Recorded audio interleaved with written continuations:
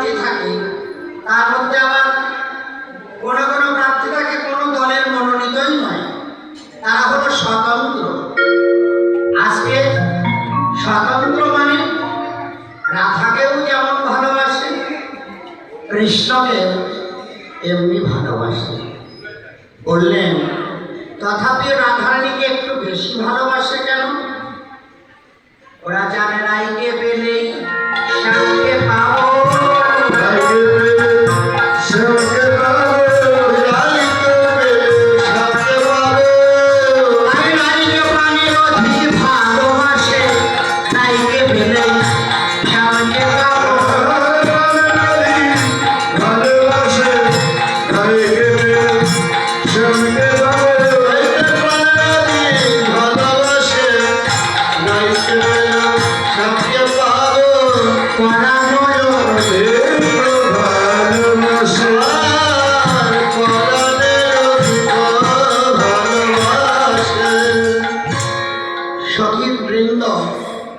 সকালবেলা যখন এলেন রাধারানী বললেন খাবে? সকাল সকাল তোরা আমার কাছে কেন? বললেন প্রেমময়ী আমরা কেন এসেছি জানিস? স্নান করতে এসেছি। মা প্রাতঃ স্নান এমা এই পাশে এত গল্প কেন? এই যে রাধারানী এদিকে মনোনিবেশ করতে হবে। বললেন স্নান করতে এসেছি। রাধারানী বলেন মা প্রাতঃ স্নান সকলের জন্য মঙ্গলময় সুস্বাস্থ্য। আমাদের ভজন সিদ্ধান্ত অনুযায়ী প্রত্যেক দিন প্রাতঃ স্নান ভজনের একটি অঙ্গ। কারণ সাধন ভজন করবার যথেষ্ট সময় বা মুহূর্ত আছে, তার মধ্যে শ্রেষ্ঠ সময় হল ব্রহ্ম মুহূর্ত, যে সময়ে শুরু হয় সূর্য উদয়ের 1 ঘন্টা 36 মিনিট পূর্ব থেকে। এই ব্রহ্ম মুহূর্তে প্রত্যেক দিন কেউ প্রাতঃ স্নান করে যদি হরিনাম কৃষ্ণ নাম জপ করে তার কোটি কল্পকালের মহাপাপ খণ্ডন হয়ে যায়।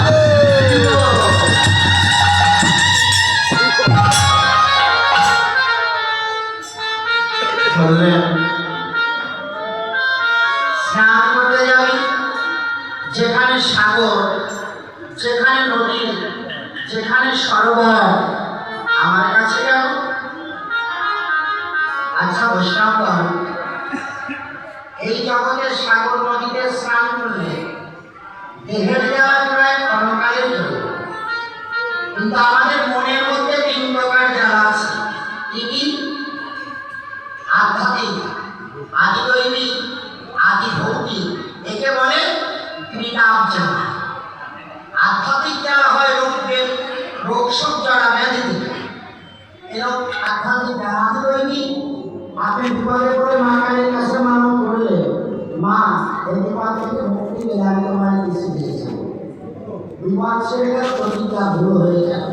তাদের দেবতারা পীড়িত হলে যে মৃত্যুগুলো জীবনে ঘটতে পারে সত্য ধ্বংসন, জলে ডুবে মরা, সড়ক দুর্ঘটনা, বিস্ফোরণে আত্মহত্যা, গলে ফাঁস নিয়ে আত্মহত্যা, বস্ত্রাঘাত, এগুলি হয় আদি দৈবিক জ্বালার কারণে। আর আদি ভৌতিক জ্বালা অতি প্রিয়জনের কাছে ভালোবাসার বিনিময়ে আঘাত পেয়ে পেয়ে যে অন্তরে যে জ্বালা সৃষ্টি হয় সেটা হলো আদি ভৌতিক জ্বালা। এই ত্রিতাপী জ্বালা থেকে মুক্তি পাওয়া যায়। ত্রিতাপী জ্বালা থেকে এই দেহকে শান্ত করা যায়, মুক্তি পাওয়া যায় যদি কেউ কৃষ্ণ প্রেম সিন্ধু জলে হা কৃষ্ণ গোবিন্দ বলে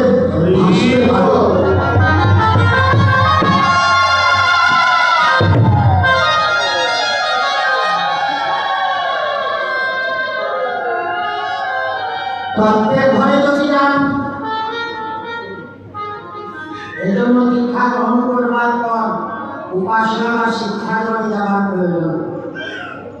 এই যে সাগরে স্নান করতে সখীগণ এসেছেন, এই জাগতিক কোনো সাগর নয়, আধ্যাত্মিক ভজন রাজ্যের কথা। আপনাদের পিতায় আমি ভারতের দীঘা সমুদ্রেও গিয়েছি। সাগরে স্নান করার কৌশল না জানলে স্নান করা তো দূরের কথা, না হলে প্রাণও যেতে পারে। ঢেউ কাটানোর কৌশল জানতে হয়, নেমে যাওয়ার কৌশল, উঠে আসবার কৌশল। তেমনি যারা উপাসনা ঘরে দিয়েছে, যারা কর্তব্য গুরু পিতায় ভজনের ঘরে দিয়েছে, যে সাগরে স্নান করিয়ে জীব চিরমুক্তির পথে যেতে পারে, আবার যে সাগরে জীব অবিরত ওই কৃষকটা পরম ধন হারিয়ে সর্বহারা হয়ে এখানে মারাও যেতে পারে। এই সাগরে স্নান করবার কৌশল চৈতন্য তত্ত্বজ্ঞ উপাসনার গুরু যদি বিকার করে শিখিয়ে দেয়, সারা জীবন সাগরে স্নান করতে, কিন্তু কোনোদিন এই সাগরে ডুবে পড়ে যাওয়ার ভয় থাকবে না।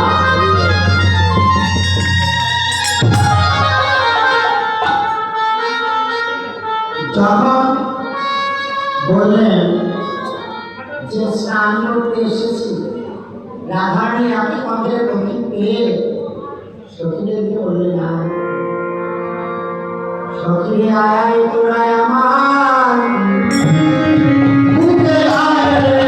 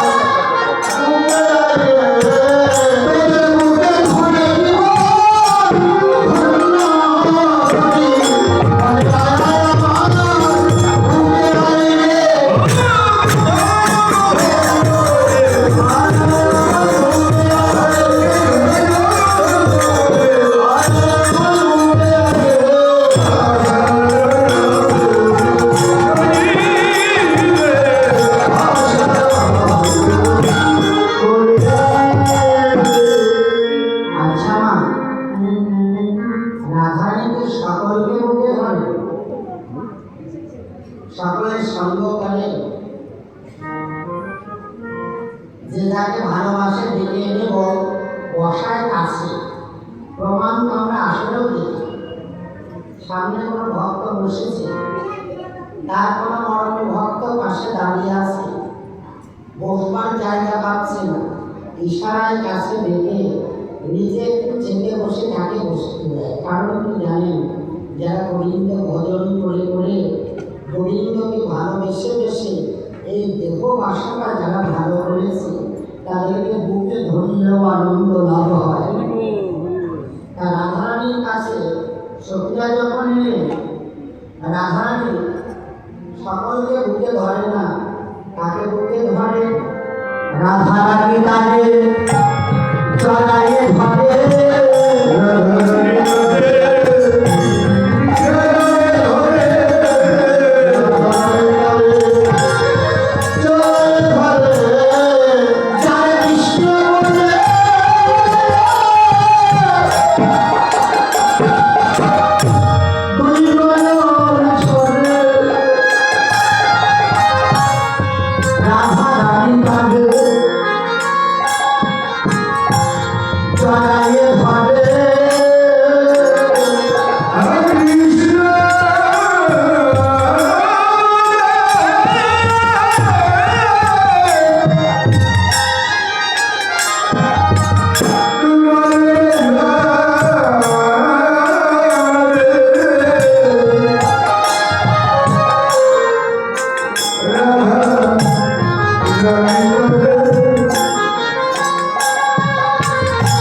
Thank you.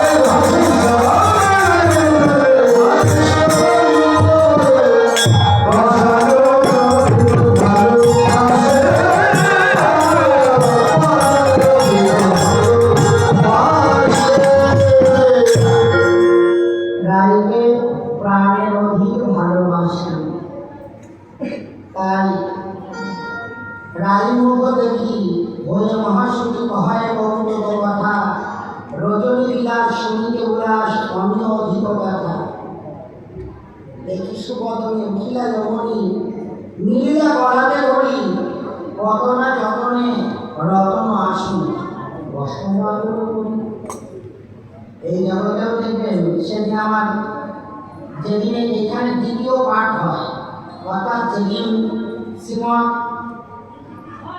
ডক্টর শ্রীমৎ নিকুঞ্জ বন্ধু ব্রহ্মচারী হরিপুর শ্রীরাম শ্রীমঙ্গল সাধারণ সম্পাদক পাঠ করতে এসেছিলেন, সেদিন প্রথম দিলীপ বিশ্বাস আমি এসেছিলাম এখানে, কিন্তু আমি হয়তো বুঝতেই পারেননি।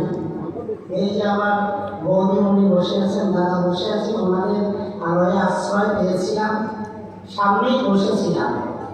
ওই পাঠককে আমি এখানকার কথা বলেছি বা আমাকে সর্বানন্দ দাদা বললেন একজন ভালো পাঠক চাই। তো শ্রীধাম শ্রীঅঙ্কনের যিনি সাধারণ সম্পাদক ডক্টর শ্রীমৎ নিকুঞ্জ বন্ধু ব্রহ্মচারী এসেছিলেন, সঙ্গে আমি এসেছিলাম। তো আসলে দাদার মতো যাদের বাসাটা না ভালো, সকলের বাসায় কি আর ভালোবাসা হয়? সকলের বাসায় কি আর বৈষ্ণবের আগমন ঘটে? প্রাণ ভরে তার জন্য আশীর্বাদ করবেন। বৈষ্ণবের কৃপায় যেন রাধা মাধবের কৃপা লাভে জীবন প্রাধান্য হয়।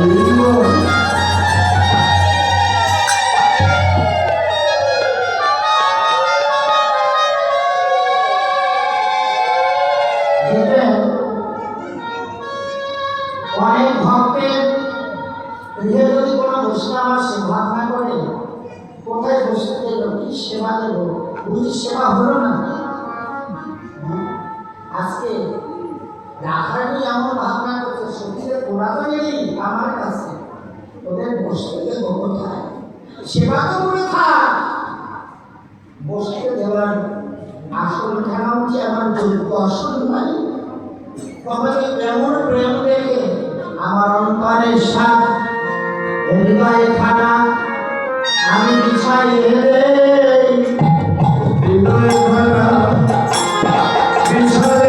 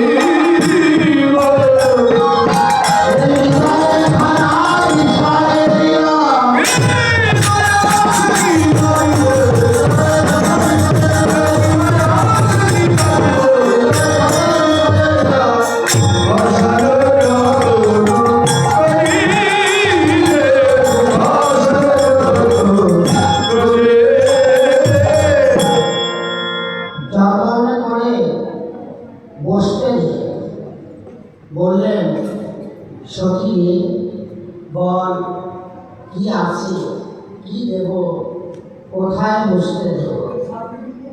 এবার মতো তো আর কিছু নাই। হ্যাঁ সখী রে, মনে হয় হৃদয়খানা মিশিয়ে দেব।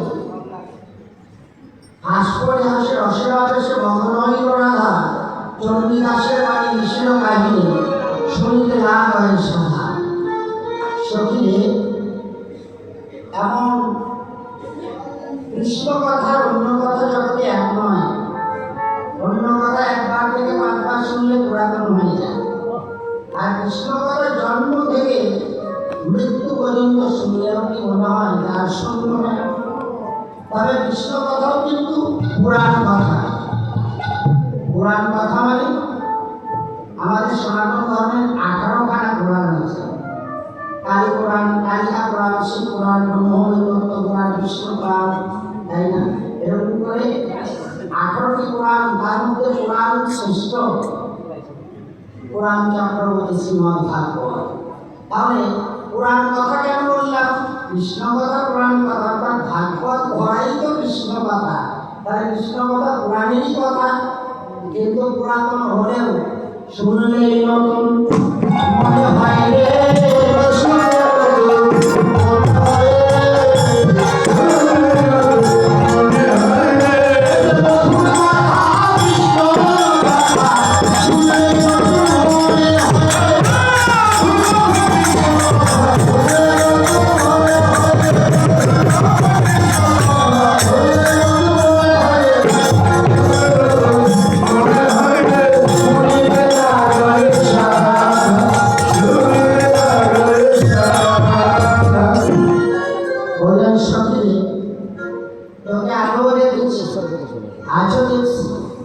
দর্শনে অনেক ব্যবধান। তোকে দেখে মনে হচ্ছে তুই যেন সোনার মানুষ হয়েছিস, বল না? আচ্ছা, সোনার মানুষ কারা? যারা বিভিন্ন রকমের স্বর্ণ অলঙ্কার দিয়ে দেহের ভূষণ অলঙ্কার তৈরি করে দেহটাকে সাজায়, যার যত বেশি সোনা আছে সে সোনার মানুষ। তাই কি মা? সোনার মানুষ কারা জানেন? যারা কৃষ্ণ কথা শুনতে শুনতে গোবিন্দ উপাসনার মানুষ হয়, তাই হলো প্রকৃত সোনার মানুষ। সত্যি আগেও দেখেছি, আগে দেখছি। কেমন করে আমার মনে হল না, আমার বধূ সে পরশ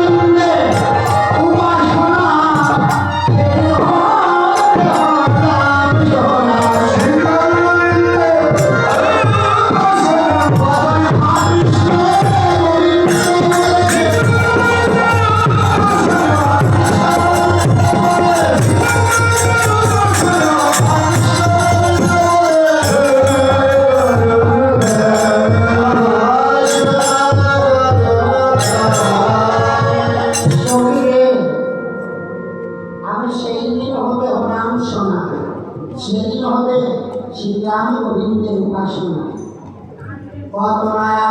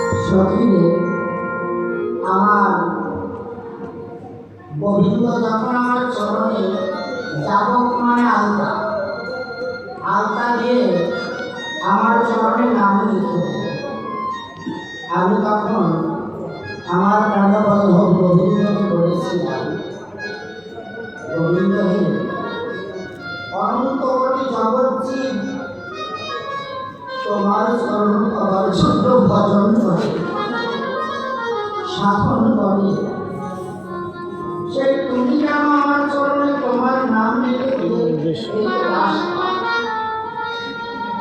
বললেন, রাধে, জগতে চিরদিন কেউ থাকে না, তাকে আসলে তাকে একদিন যেতেই হয়। আমি তোমার চরণে কেন নাম লিখলাম জানো? একদিন আমি বৃন্দাবন লীলা সাঙ্গ করে চলে যাব, যেদিন ব্রজ ছেড়ে চলে যাব, সেদিন এই দাসের কথা যদি তুমি ভুলে যাও, যেতেও পারো, তবে আমাকে ভুলে গেলেও তোমার চরণ তো তোমার দেহের একটা অংশ, তোমার চরণ তো দেহের একটা অঙ্গ, আমাকে ভুলে গেলেও তোমার চরণ তো সঙ্গে থাকবে, তোমার চরণের যত্ন নিতে চরণ প্রান্তে যখন তুমি চাইবে, চরণের দিকে যখন তাকাবে, তখন আমি যে তোমার নাম লিখে দিলাম, সেদিন কি হবে জানো? সেদিন এই দাসের কথা বলবে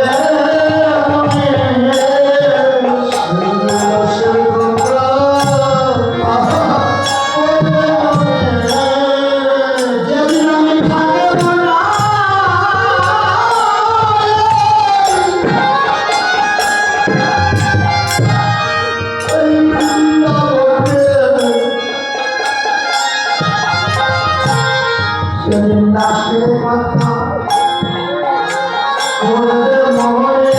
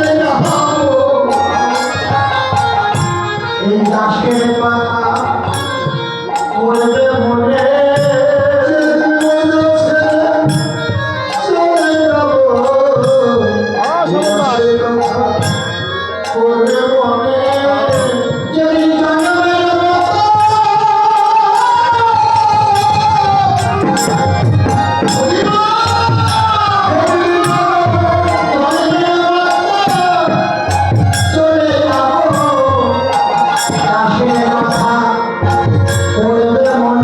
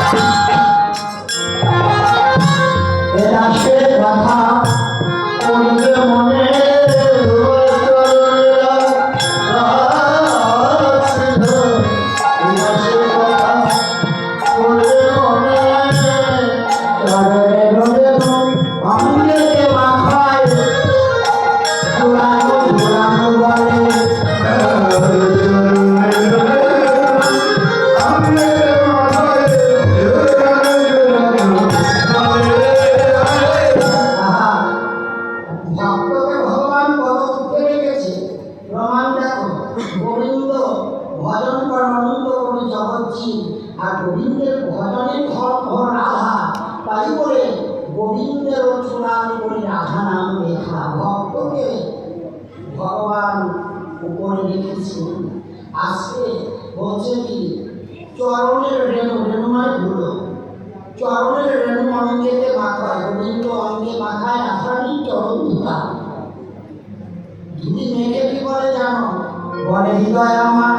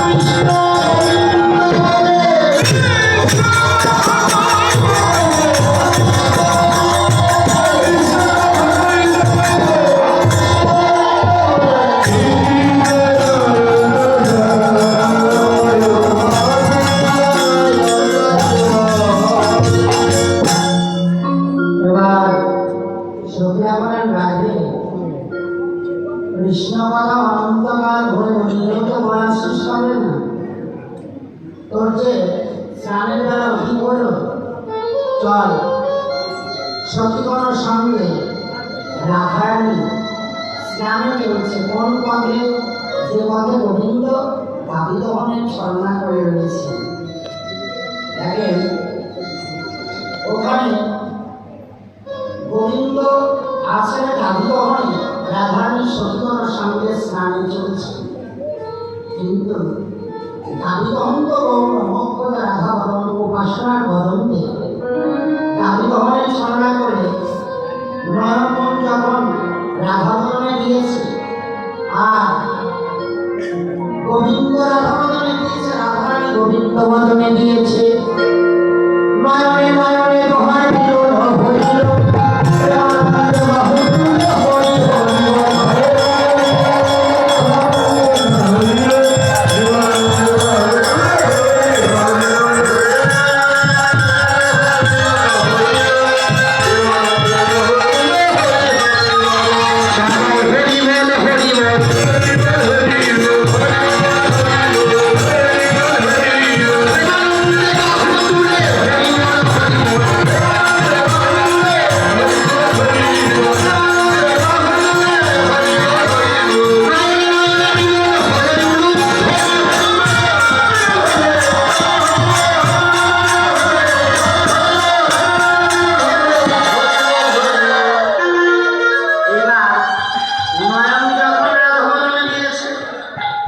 নাভিকে দহন করছেন, নাভি চলে গেছে।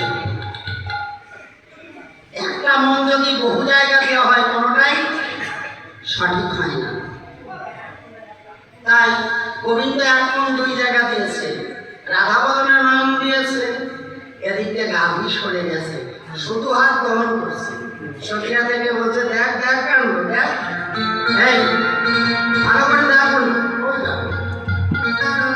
শুধু হাত দহন করছে, বলছে দুধের অভাব রবে না।